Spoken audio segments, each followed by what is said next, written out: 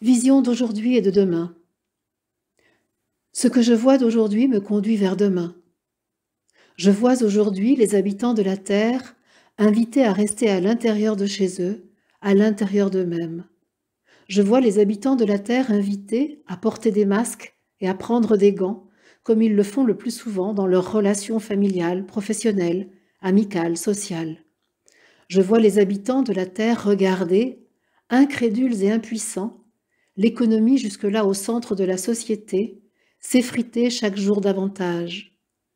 Le dieu argent, pourtant si vénéré, est en train d'être détrôné, mais rien encore n'est là pour le remplacer.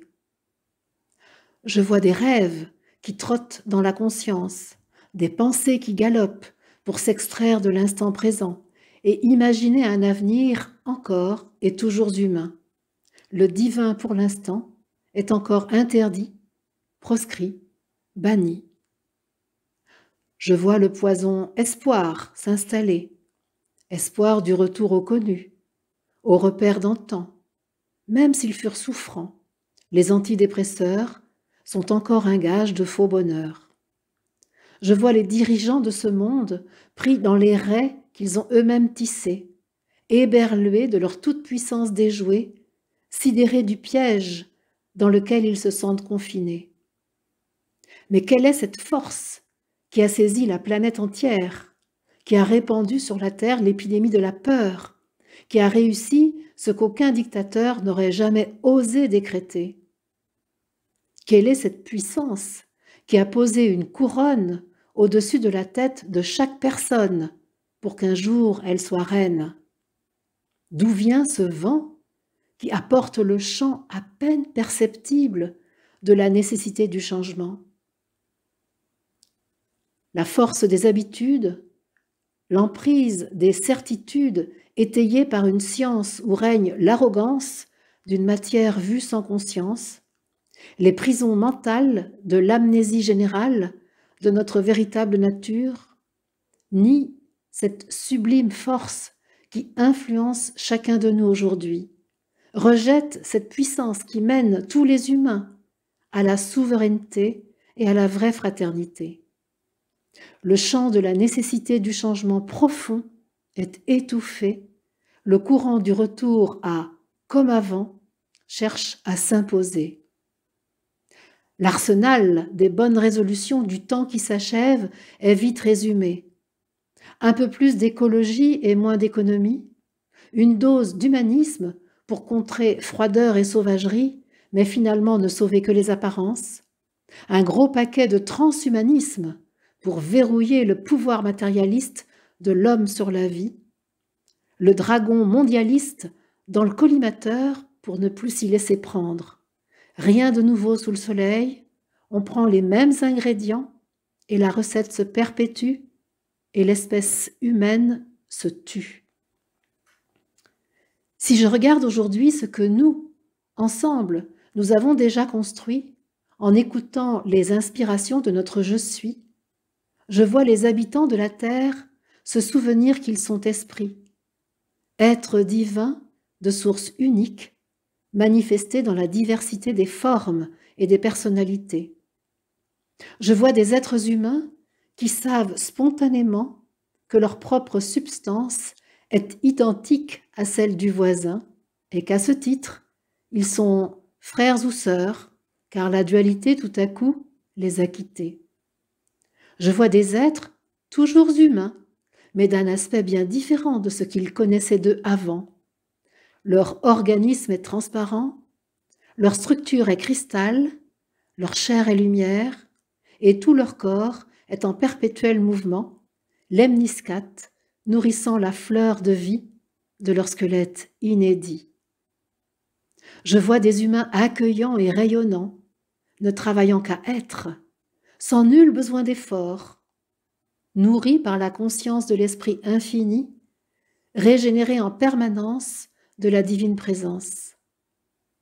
Je vois des humains émerveillés par la planète qui les a invités à continuer le mariage sacré de la Terre et de l'humanité. La planète, elle aussi, s'est bien transformée. aimant ce vent fripon qui sur elle a soufflé pour que le feu volé aux dieux par Prométhée leur soit rendu. Les humains divinisés peuvent enfin voir brûler leur buisson ardent et sagement l'utiliser. Les hommes se donnent, la terre s'offre, l'économie du don a enfin triomphé. Je vois des humains conscients de leur éternité, libérés du spectre de la mort, affranchis des limites de la légende de l'espace-temps dans lesquelles ils furent enfermés. Le règne de l'instant présent, de l'abondance en toutes circonstances, est désormais instauré. Je vois des humains libres et responsables, souverains de leur être, sans territoire à défendre. Leur existence est simplement une évidence. Les assemblées de souverains sont joie et simplicité, seulement constituées pour faire rayonner la Terre et l'humanité dans le système solaire et au-delà dans la galaxie. Homme Dieu, souviens-toi de toi pour construire ce monde que l'esprit que tu es t'a envoyé bâtir sur la terre, pour dépasser l'apparence de la dualité, pour réunir ce que tu crois séparé, pour intégrer ce qui te semble étranger. Sans doute est-il encore trop tôt pour que la voix des spiritualistes éveillés à la nature divine se fasse entendre. Sans doute faudra-t-il d'autres couronnes virales pour que la pensée dominante, aveuglée par ses convictions matérialistes posées en vérité absolue, se laisse ébrécher et que s'infiltre en elle l'amour infini de l'esprit. Sans doute faudra-t-il consentir au sacrifice d'autres corps d'humains sur l'autel des sacro-saints médecins pour entrevoir la magie de l'âme qui guérit et même évite la maladie. Sans doute faudra-t-il encore un peu de patience à ceux qui se souviennent de la mission qu'ils ont choisie pour participer à l'évolution de la conscience. Le temps du retournement arrive, le moment de l'inversion est en active préparation, et nous sommes, nous, en formation pour peaufiner la posture de maître inspiré par l'esprit que nous sommes appelés à adopter.